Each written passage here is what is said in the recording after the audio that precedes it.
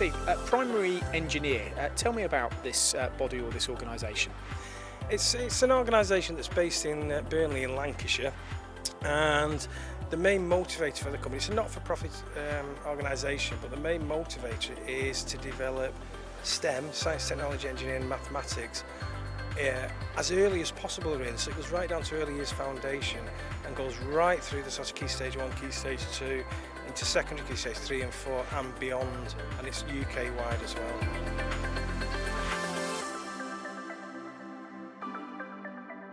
For those that don't know anything about primary engineer, could you just give us a very brief summary of what the organisation is and how it works? Our organisation wants to promote children and try and encourage them to become engineers or even know more about engineering, because a lot of people don't actually understand engineering terms. It's funny that we've got people at our place that are the same as that. And then we organise training events for children, for the staff to come along to, teachers, learn how to make shoebox vehicles and battery controlled vehicles. They go back, teach their children, and then we organise a celebration event and they come and they're tested on it. What they're making here today, is this kind of a regular project, or do they vary to a great degree? Because I mean, a car from a shoebox is what they're doing, isn't it? At first glance it looked like a car from a shoebox, but involved in that is measuring, and then you can look at the science, because they test them. They want them to go in a straight line and they want them to go far. You release them from a ramp, but what are the forces acting on that? We can call it a vehicle, it doesn't have to be a vehicle, but what are the forces that are actually acting on that product, that object at the top of the ramp that makes it come down? And what kind of limits it, what happens to the energy when it's released, and what kind of limits are there? Things such as friction, so then encouraged to look at things such as friction. So it's actually mechanisms and structures rather than make a vehicle out of a shoebox, which I'm sure we've all done at some point.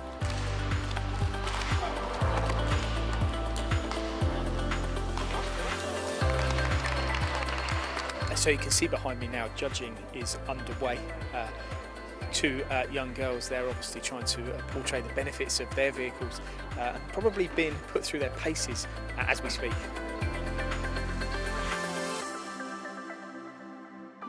The children seem to really enjoy this, and this has got to be better than sitting in the classroom, isn't it?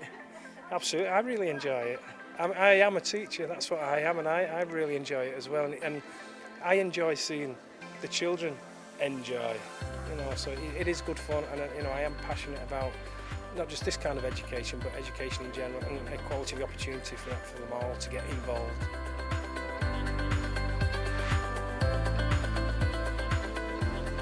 Okay, so we've got two budding engineers here. Girls, firstly, can you tell us your names one at a time? Anya and? Simran. Okay, Simran. Well, firstly, Simran, tell me about your vehicle that you've made here. We started with the car. We started to not have this on the top and had this. We had to have a ruler and a red pen. We drawed around the wheels, and then the So what are the wheels made out of? wood.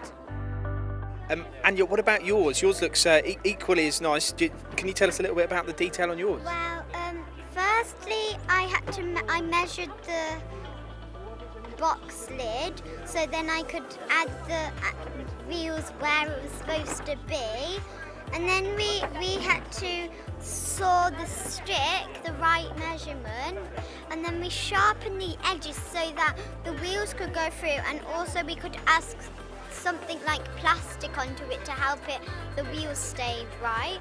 And then what I did was we had to use hot glue gun to glue the lid on so it's right, and then to keep it stable, and then we got to decorate it all. Good luck for the competition.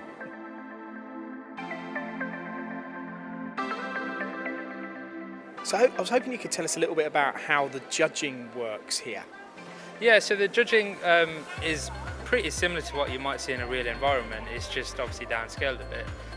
There's fundamental elements which are covered, so the research, the design, material selection, and then obviously the build side of it, so the quality of the build, the quality of the chassis, the materials they've used, etc. And what's it, is it marked out of 10 each of those There's criteria? different markings, so some are out of 5, some are out of 10, 15 and then 20. So Is there a lot of leniency in the judgments? I think it could be a bit difficult to mark them down after the effort and the enthusiasm that they've shown. So. On a bigger scale, Nyla is the company that you're with here. What's your input into these types of events as a business? We're sponsoring this event, so we're one of the sponsors. We work very closely with the Construction Equipment Association, and we run our own training academy as well in-house. So we've got a massive sort of drive for skills, educating the next generation of engineers, and it kind of falls into that same ethos. Tom, what's it mean to FANUC to be able to host an incredible event like this? I think it's great. It's lovely to see all the kids in here. It's lovely to see the stuff that they're doing, and some of the stuff they're doing. I was just watching some of the cars there. They're absolutely fantastic. It's brilliant. They are really engineers of the future, aren't they? Some of the mechanical devices I'm seeing put together here that certainly stumped me. What about you? I think most of it's stumping me. I think I've been away from the tools for far too long to be able to do something like that. And is this, I mean, FANUC as a company, you do give a lot back. You've got a great apprenticeship scheme. How important is it for us now in the UK to really embrace youth and get them coming through the ranks like this? Massively important. And I think it's as well as getting them into it for the future, it's enthusing them to do it now. I mean, when you see the kids around here, they're really enthusiastic about what they're doing, and it's putting some of these drier subjects into something that's really fantastic and fun to do. But as a company, we see it that we know that we need to train people going forward. We can't rely on everybody else to train them. Everybody should be doing this. It's all of our responsibilities to get kids into these subjects.